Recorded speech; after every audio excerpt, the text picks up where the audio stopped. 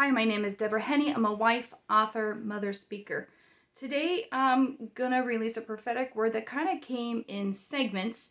It started on like the 3rd of February where I saw a vision of Jesus's face and it was bloody.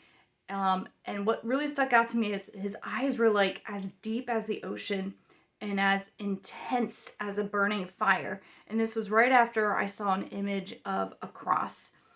On the 14th, I saw a picture of Jesus's hands, covered in Jesus's blood, and this blood was like dripping off the hands. And then on the 18th, I received this word, and I felt the Lord say, "There is a revelation of the cleansing power of His living flow. Gone will be heavy chains. Gone will be the days of carrying those weighty burdens of past choices. For the work His blood did was complete, and what He has called pure, let no man or demon call impure or less than." As He causes the revelation of the love within just one drop of His blood to pour over His people, the overflow of vision will ignite a burning into the deepest hearts of His people. Overflow of purity in heart will cause a flow of life that reaches every part. It is said, "Who may ascend into the hill of the Lord, or who may stand in His holy place?" Surely it is He who has clean hands and a pure heart. He is calling and drawing His people into His hill and into holier and holier places. And for this, God is deepening the revelation of clean hands and purity of heart. Ascend to His holy place. Go deeper into God's grace. Great blessing awaits you there. He will strengthen your hands, heart, and even your feet and ankles, for the journey is great. His children will be as kings as they seek Him, King of Kings. He is calling His children, even a generation who will separate from anything that does not honor Him, who will seek Him with all their hearts. It is they who will find Him in the secret, holy place.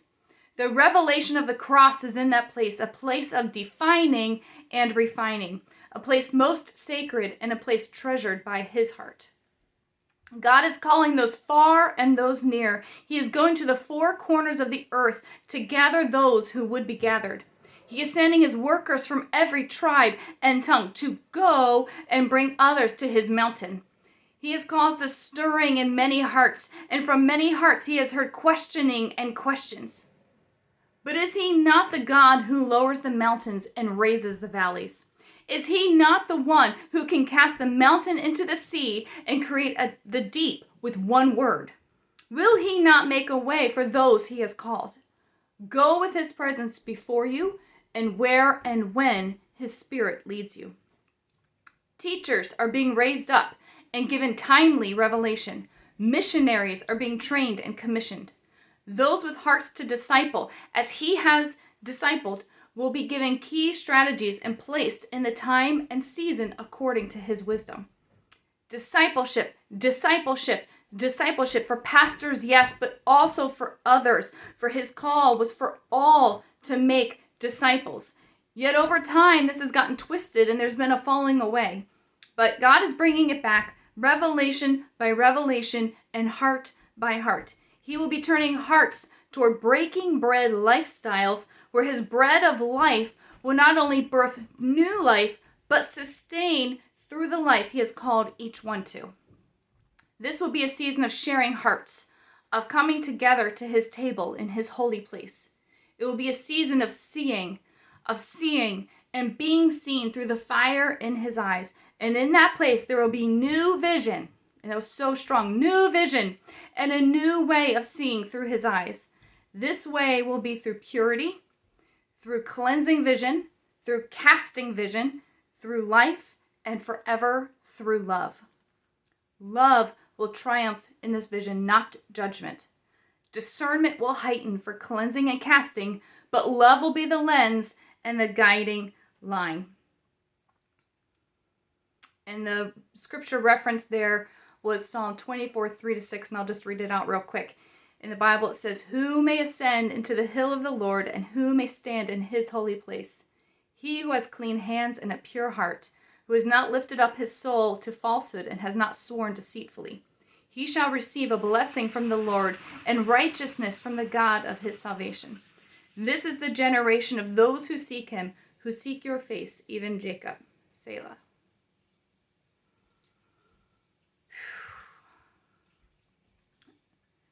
This was such a powerful word when I got it.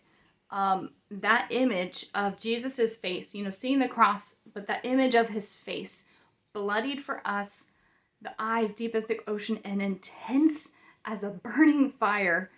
It's even today. I mean, I got this back in February and it's November. Still really sticks with me.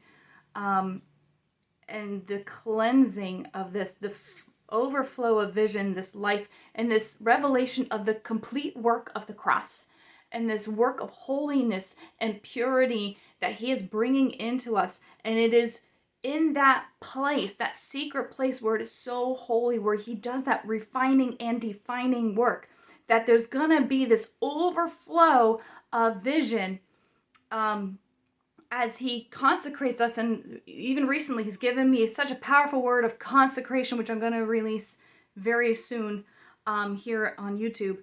But it's again this theme of coming into the secret place, pushing deeper into that secret place, allowing that cleansing work, that purification work, that refining and defining work of being consecrated to the Lord. And in that place there's going to be an overflow of life and vision that God's going to use greatly to impact the nations. And this is not a one place word or even like a one generation word, because he's gathering people from all parts, coming together, gathering. And he talks about, again, this lifestyle of breaking bread. Let me see if I can find it here. Turning hearts toward breaking bread lifestyles, where his bread of life will not only birth new life, but sustain through the life he's called each one to. Again, discipleship. He has been putting that so strong and so hard in my heart, to just break bread with people, to do life with people, to pour into people, that discipleship lifestyle that Jesus modeled, that I really believe he's calling us back into that type of lifestyle.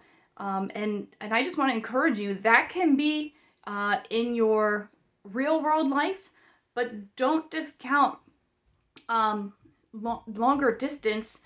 With technology that we have now, we can still do life and have that connection virtually with people, and still fulfill that call of God to connect hearts, to connect our hearts to others, to connect those hearts to God, the Father. So again, it's this whole really strong sense of ascension, and that is so very closely connected with God as King and receiving God as our King and being consecrated into a lifestyle of holiness and serving the Lord. So let him do it. Come into his presence. Let him birth that life into you, birth that vision into you, and cast that vision. And just look for God to bring those opportunities to connect you with people for that discipleship breaking bread lifestyle. Till next time.